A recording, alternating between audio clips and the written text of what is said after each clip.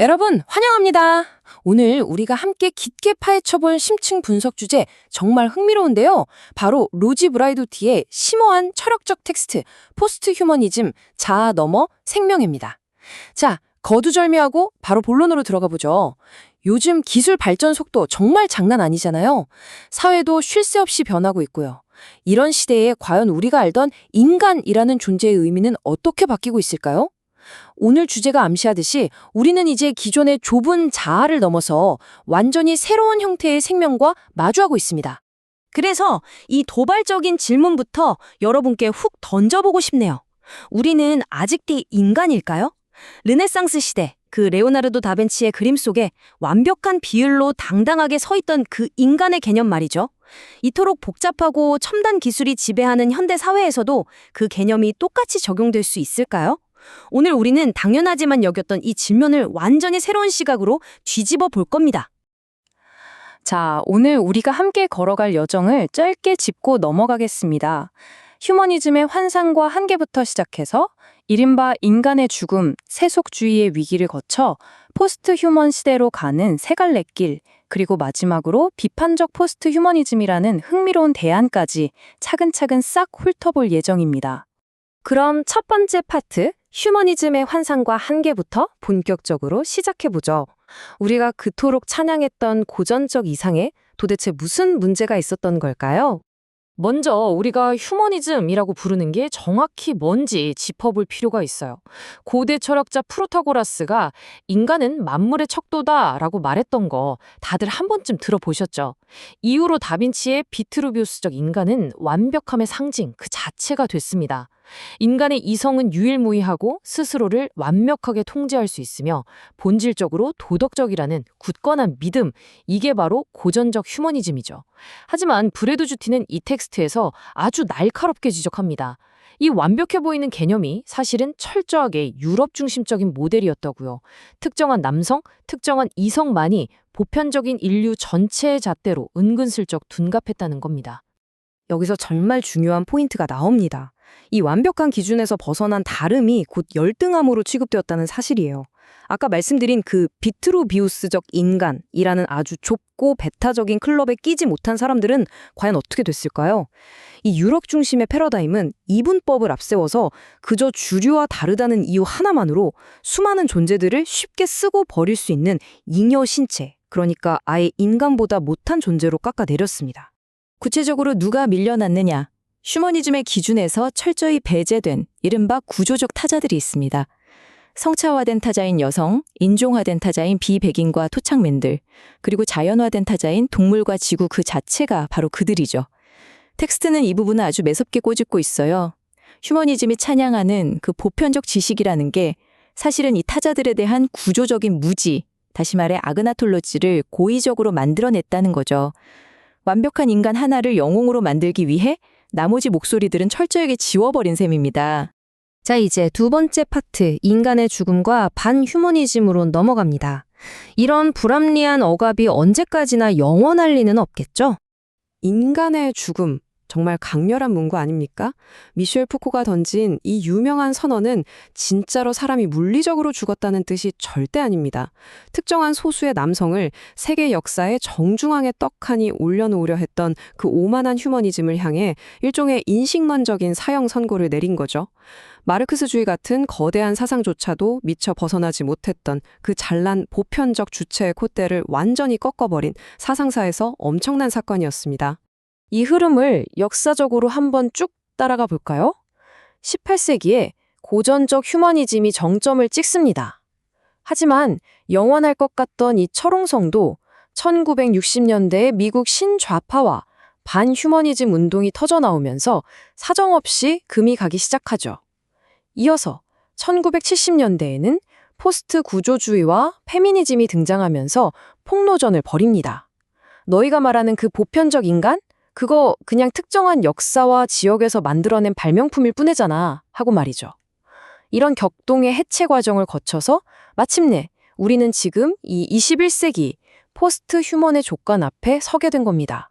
이어서 세 번째 파트, 세속주의의 위기와 기술에 대해 이야기해 보겠습니다. 고전적 휴머니즘이 완전히 무너져 내리는 데는 또 다른 결정적인 이유들이 있었거든요. 휴머니즘을 든든하게 떠받치는 아주 굵직한 기둥 중 하나가 바로 세속적 합리성입니다. 낡은 종교적 도그마에서 벗어나서 오직 이성과 합리성을 통해 우리는 끝없이 진보할 거라는 낭만적인 믿음이었죠. 그런데 현실은 어땠을까요? 1970년대 후반을 기점으로 전 세계적으로 종교적 근본주의가 엄청나게 다시 불타오르는 기이한 탈세속적 현실이 펼쳐집니다.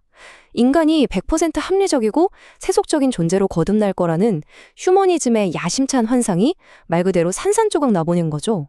설상가상 후 우리가 구원자처럼 맹신했던 과학마저도 완벽하지 않았습니다. 이 텍스트는 과학적 객관성이 가진 한계를 아주 뼈아프게 짚어냅니다. 역사적으로 과학이 파시즘이나 식민주의에 아주 폭력적으로 이용된 흑역사가 있죠.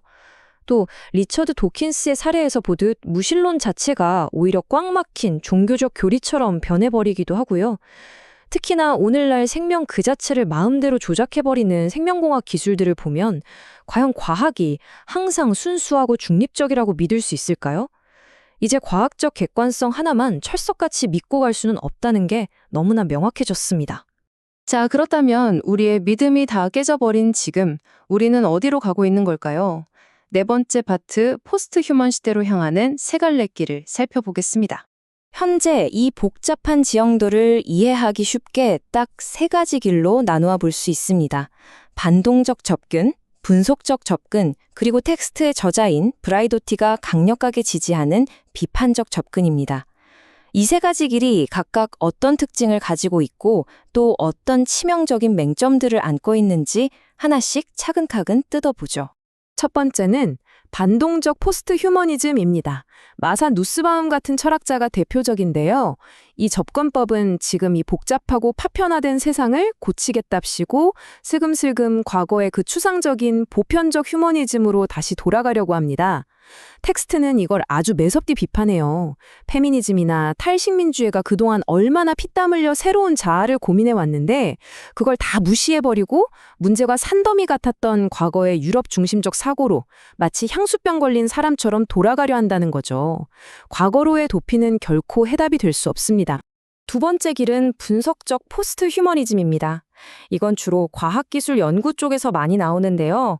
기술이 우리 일상을 완전히 지배하고 연결하는 범인류 시대에 크게 주목합니다. 얼핏 들으면 꽤 미래지향적이고 그럴싸하죠. 하지만 여기엔 아주 치명적인 착각이 하나 숨어 있습니다. 바로 기계나 기술 자체가 알아서 어떤 도덕적인 의도나 방향성을 가지고 있다고 철석같이 믿어버린다는 거예요. 브라이도티는 여기서 선을 딱 긋습니다. 기술은 그냥 도구일 뿐 규범적으로는 완벽하게 중립적이라고요. 기계한테 우리의 도덕적 나침반을 슬쩍 떠넘기는 건 결국 인간 주체로서 져야 할 윤리적 책임을 비겁하게 회피해버리는 거나 다름없습니다. 드디어 마지막 다섯 번째 파트입니다. 비판적 포스트 휴머니즘에 대한. 그렇다면 낡은 과거도 아니고 기계 맹신도 아닌 진짜 제대로 된 돌파구는 무엇일까요? 과거의 그 비트루비우스적 인간을 다시 한번 떠올려 보세요. 완벽해 보이지만 사실은 세상과 철저히 고립된 채 자기만 아는 자기중심적 개인주의의 끝판왕이었습니다. 하지만 비판적 포스트 휴머니즘은 완전히 다른 그림을 그립니다. 이들은 관계적 주체성과 생태 철학을 전면에 내세워요. 나 혼자 잘난 게 아니라 나를 둘러싼 다른 인간들, 비인간 동물들, 심지어 지구라는 환경 전체가 거미줄처럼 촘촘하게 엮인 그 거대한 상호 연결망 속에서 우리 스스로를 새롭게 정의하자는 겁니다. 혼자서는 살 수 없으니까요. 여기서 정말 매력적인 핵심 개념 하나가 등장합니다. 바로 조애라는 개념인데요. 보통 우리가 생명이라고 하면 인간의 목숨만 좁게 생각하고 귀하게 여기잖아요. 하지만 조애는 이런 인간 중심적인 특권의식을 완전히 뛰어넘습니다. 우리 주변에 역동적으로 얽혀있는 모든 살아있는 물질과 네트워크, 그 전체를 긍정적으로 끌어안는 거죠. 인간이 자연의 피라미드 꼭대기에서 왕처럼 군림하는 게 아니라 살아 숨쉬는 모든 것들의 다양성을 깊이, 정말 깊이 존중하자는 엄청난 발상의 전환인 셈입니다. 듣기엔 참 좋죠. 그럼 당장 우리는 오늘부터 일상에서 어떻게 살아야 할까요?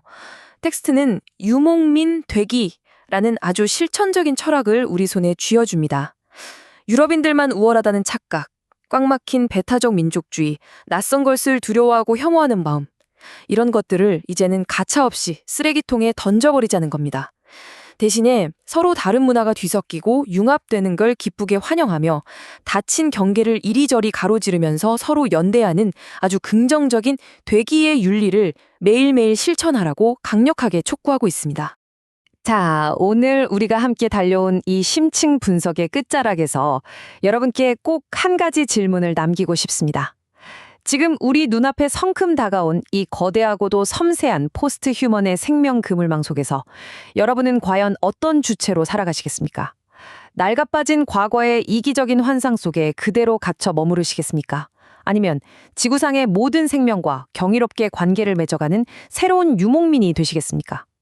이 깊은 울림을 주는 질문이 여러분의 일상에 작은 파도를 일으키길 바라면서 오늘 분석은 여기서 마무리하겠습니다.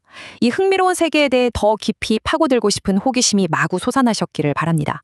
함께해 주셔서 감사합니다.